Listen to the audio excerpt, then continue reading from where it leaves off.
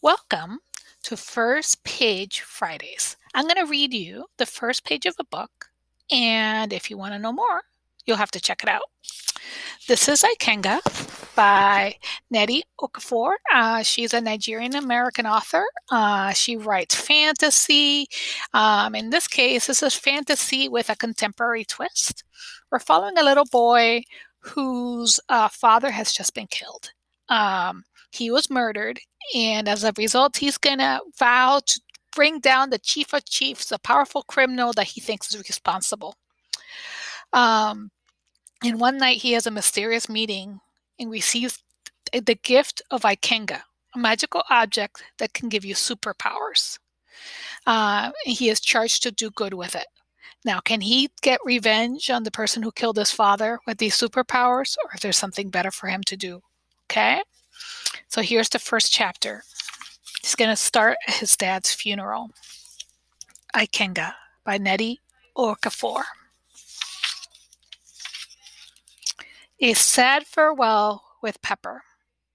Nnedi didn't want to look at his father's body in the casket, so he looked at the side of his mother's face instead. He sat beside her, his relatives all around him. He wanted to hold his mother's hand, but he didn't dare.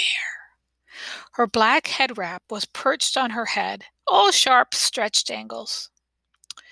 Auntie Ogochi, his mother's sister, had helped her put it on. If it weren't for Auntie Ogochi, his mother would have stayed in bed, sobbing. Nnedi's eyes fell on his mother's gold earrings. She only wore those on special occasions. Nnedi figured the burial of his father was special enough. He stared at his mother now, and she didn't notice. Her face was a terrible mess.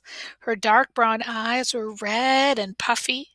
Her black mascara was running down her cheeks, and her nose was wet with tears and snot. The handkerchief someone had given her was soaked through with tears.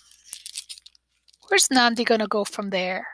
From grieving at his father's funeral to having superpowers? What would you do in his place? To find out what he does, read Ikenga.